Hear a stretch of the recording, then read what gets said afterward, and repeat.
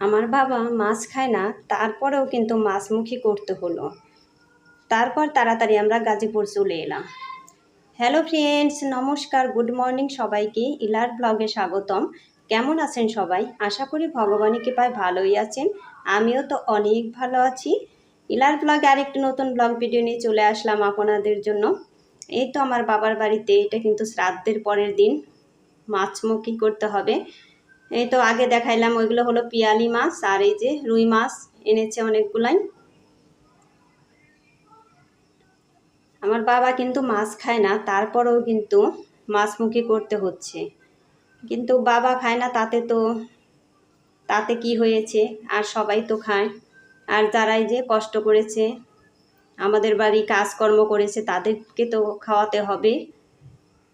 এই তো আমরাও কিন্তু খেতে বসে গিয়েছি। এই যে আমার মেয়ে, আর ওই যে ওইদিকে আমার বাবা কিন্তু সবার কাছে অনুমতি চাইছে যে 15 দিন তো ওই যে মাছ পাখির খায় নাই, মাছ খায় না কিন্তু মাছ পাখির তো খায়। এদিক থেকে আমার শাশুড়ি মা কিন্তু সব কিছু বলে বলে দিচ্ছে যে কি বলতে হবে, সব কিছু তাই বলছে। সবার কাছে অনুমতি নিচ্ছে যে আমি আজকে কয়েকদিন পর মাছ পাখির খাবার কি কি যেন এত কিছু আমি বলতে পারছি না। এই তো তারপরে কিন্তু আমরা গাজীপুর চলে আসছি। এইগুলো ভিডিও আর শেয়ার করিনি, ভিডিও করিনি আমি, কারণ এত ভিডিও করা যায় না, এত রাস্তাঘাটে কিন্তু ভিডিও করায় খুবই অসুবিধা হয়। এমনি ভিডিও করলে করতে পারতাম, কারণ আমরা তো প্রাইভেট কারে চলে আসছি, ওই গাড়িতে করতে পারতাম, কিন্তু আমার ভিডিও করার কথা একদমই মনে ছিল না। গরমে একদমই ভালো লাগেনি, এতটাই গরম লাগছিল গাড়িতে, এসি গাড়ি। তারপরে কিন্তু আমার ভালো লাগছিল না, সেই জন্য বলছিলাম যে এসিটা বন্ধ করে গ্লাস খুলে দেন। গ্লাস খুলে দেওয়ার সাথে সাথেই তো মনে হচ্ছে যে আগুনের ভাপ এসে শরীরে লাগছে। তখন এতটাই খারাপ লাগছিল, কিন্তু আমার মেয়ে গ্লাস খুলতে দিতে চাইছিল না, যে মা না, খুলতে দেব না, কারণ গরম লাগবে একবারে। আমার আবার খুবই খারাপ লাগছিল গরমে। এই তো তারপরে কিন্তু এই যে এখানে কিন্তু আমার গাজীপুরে পরের দিনের ভিডিও, এটা হচ্ছে রবিবারের ভিডিওটা কয়েকদিন আগের, আর 2 দিনের ভিডিও কিন্তু আমি জোড়াতালি দিয়ে দিচ্ছি। এখন আমি এই যে বড়া ভাজবো, এগুলো হচ্ছে আলুর বড়া, আলু দিয়েছি, তারপর এর মধ্যে কিন্তু রান্না করা ডাল দিয়েছি, বেসন, আটা, আর হচ্ছে চালের গুঁড়া, সব পদই কিন্তু দিয়ে দিয়েছি।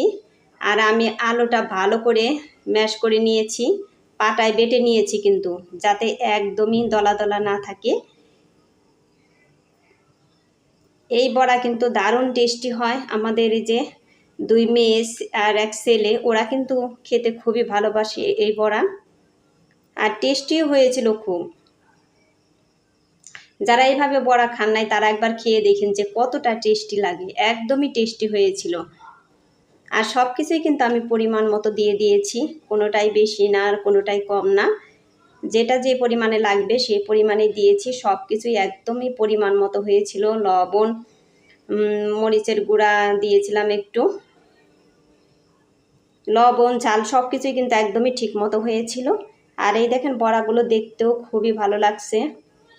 আর কয়েকদিন পর গাজীপুরে এসে কিন্তু ভালোই লাগতেছে, কারণ সবার সাথে দেখা হয়েছে।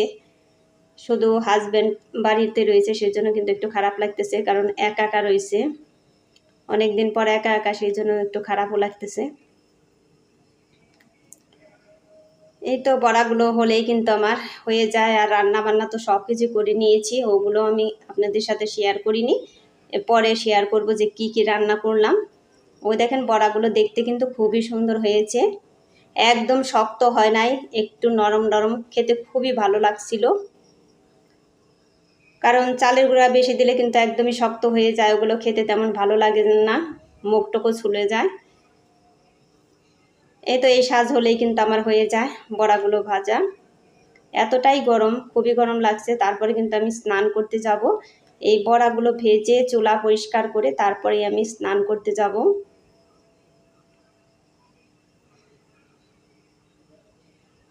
আমাদের ছেলেমেয়েরা বড়া ভাজা খেতে কিন্তু খুবই ভালোবাসে, কিন্তু গরমের জন্য তেমন এখন বড়া ভাজি না। এই যে আজকে বড়া ভাজতেছে, আমি কিন্তু আসার পরে এখানে বড়া ভাজাই হয় নাই। এই তো বড়া ভাজাও কিন্তু আমার হয়ে গিয়েছে। এই যে সজনে ডাঁটা সরিষা বাটা দিয়ে, তারপরে এই যে বড়ই আর টমেটো দিয়ে টক রান্না করেছি। ডালটাও অনেক সুন্দর হয়েছে, কিন্তু এখানে কালারটা তেমন ভালো আসতেছে না। আর হলো এই যে করলা দিয়ে মিষ্টি আলু দিয়ে ভাজি, আর এই যে বড়া। পরের শ্বাসটা কিন্তু একটু কালো কালো হয়ে গেছে। এই যে ঝোল শাক, আমার অনেক বন্ধুরাই কিন্তু ঝোল শাকটা চিনে না। ঝোল শাক রান্না করছি হচ্ছে এই ডাঁটা শাক আর হচ্ছে পুঁই শাক, এগুলো দিয়েই কিন্তু আমি ঝোল শাক রান্না করছি। আর ঝোল শাক রান্না করি, শাকগুলো আগে ভালো করে ভেজে নিই, তারপরে কিন্তু রান্না করার ডাল আমি দিয়ে দিই পরিমাণ মতো। এই ঝোল শাকটা খেতে দারুণ লাগে, খুবই ভালো লাগে। আর এই যে তারপরে কিন্তু থালা বাসনও গুছিয়ে নিচ্ছি আমি। থালা বাসন গোছানো এগুলো তো প্রতিদিনেরই কাজ থাকে আমাদের, এগুলো তো করতেই হবে। যাই হোক বন্ধুরা, একটা লাইক দিয়ে আমার ভিডিওটি কন্টিনিউ করবেন। আপনাদের একটা লাইক আমার ভিডিওটিকে এগিয়ে যেতে সাহায্য করবে। আর ভিডিওটি স্কিপ না করে পুরোটাই দেখবেন, আশা করি ভগবানের কৃপায় অনেক ভালোই লাগবে। আর আমার চ্যানেলে নতুন হয়ে থাকলে একটা সাবস্ক্রাইব করে পাশে থাকা বেল আইকনে ক্লিক করে দিবেন, তাই নোটিফিকেশন চলে যাবে সবার আগে আপনার কাছে। আর ভিডিওটি বন্ধুদের মাঝে শেয়ার করে দিবেন। আর এখন এই যে স্নান করে এসে কিন্তু খাওয়া দাওয়া করব আমি, তারপরে এই যে ছেলে আর শাশুড়ি মা, এই তিনজনেই কিন্তু আমরা খাওয়ার বাকি আছে। আর তিনজন খেয়েছে। আর বড়দা তো অফিস থেকে আজকে আসবে না, পরে আসবে একচোটে। বড়দি, আমার মেয়ে আর এই যে বড় মেয়ে যাকে দেখাই ওরা তিনজনে কিন্তু আগেই খেয়ে নিয়েছে, আর আমরা একটু পরে খাচ্ছি। এখন স্নান করার পরে কিন্তু একটু ভালো লাগতেছে, কারণ ফ্যানের নিচে, আর তারপরে বাইরেও একটু বাতাস আছে, খুবই ভালো লাগতেছে। আর ওই যে ও কিন্তু নিরামিষ খাবার তেমন খেতে চায় না, তারপরে আমি বলছি আমি কিন্তু বড়া ভাজি করছি, খুব খুশি হয়েছে। বলে কি যে আমাকে আবার আপনি বলে যে আমাকে দেন, বড়াই দেন আগে, আর অন্যটা পরে নেব। এই তো এখন আমরা খেয়ে নেব। আর ভিডিওটা কিন্তু একদমই ছোট আজকের ভিডিওটা, সবাই একটু কষ্ট হলেও দেখবেন। আর যাই হোক বন্ধুরা, যে যেখানে থাকেন সবাই একটু কষ্ট করে ভিডিওটি দেখে নেবেন, আর সুন্দর করে একটা কমেন্ট করে দিবেন।